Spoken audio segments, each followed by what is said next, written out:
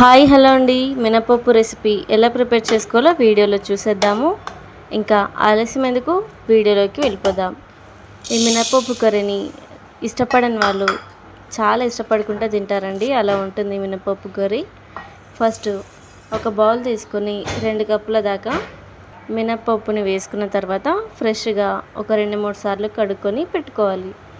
ఇలా పెట్టుకున్న తర్వాత కొన్ని పచ్చిమిరపకాయలను అయితే తీసుకోవాలండి. ఇలా చిదిమేసిన పచ్చిమిర్చిని అయితే మిక్సీ జార్లో వేసుకొని మిక్సీ పట్టేసుకున్న తర్వాత మరోవైపు ఇలా కడాయిలో అంటే కుక్కర్లో వేస్తున్నాను. ఇక్కడ కుక్కర్లో కొద్దిగా ఆయిల్ వేసుకొని 2 టేబుల్ స్పూన్ల దాకా ఆయిల్ వేసుకున్న తర్వాత జీలకర్ర ఆవాలు వేసుకొని ఒక ఉల్లిపాయ సన్నగా తరుక్కొని ఇలా తాలింపులు అయితే వేసుకోవాలి. ఇలా వేసుకున్న తర్వాత అంతా ఒకసారి ఇలా మిక్స్ చేస్తూ కలుపుకోవాలి. ఇలా కలుపుకునేటప్పుడు దీంట్లోనే కొద్దిగా అల్లం వెల్లుల్లి పేస్ట్ అనేది వేసుకోవాలి. 1 టీ స్పూన్ దాకా అల్లం వెల్లుల్లి పేస్టు వేసుకుంటున్నాను. ఇక్కడ అల్లం వెల్లుల్లి పేస్టు పచ్చివాసన పోయేంత వరకు వేయించుకున్న తర్వాత దాంట్లోనే కొద్దిగా పసుపు వేసుకొని 1/2 టీ స్పూన్ దాకా పసుపు వేసుకున్న తర్వాత మరంతా ఒకసారి కలుపుకొని దాంట్లోనే మినపప్పుని వేసుకున్న తర్వాత ఇలా అంతా మినపప్పుని కలుపుకోవాలి.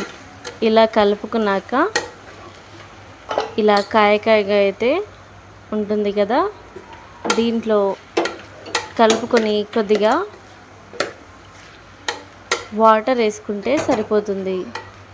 వాటర్ వేసుకొని ఒక గ్లాస్ అయితే వాటర్ వేసుకుంటున్నాను. ఇక్కడ ఒక గ్లాసు సగం వాటర్ని యాడ్ చేసుకున్న తర్వాత కొద్దిగా ఇందాక మిక్సీ జార్లో వేసుకున్న పచ్చిమిర్చి పేస్ట్ వేసుకున్న తర్వాత దీంట్లోని 2 టేబుల్ స్పూన్ల సాల్ట్ని అయితే వేసుకోవాలి. తగినంత సాల్ట్ వేసుకోవచ్చు. ఇలా నేనైతే 2 టేబుల్ స్పూన్ల సాల్ట్ వేసుకున్నాను. ఇక్కడ సన్నగా తరుక్కున్న కొత్తిమీర కూడా వేసుకోవాలి పైనుంచి. ఇలా కొత్తిమీర వేసుకున్న తర్వాత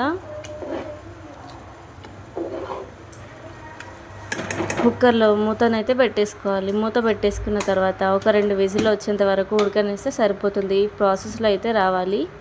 ఈ ప్రాసెస్లో వచ్చిన తర్వాత సర్వ్ చేసుకుంటే సరిపోతుంది. సబ్స్క్రైబ్ చేసుకోండి.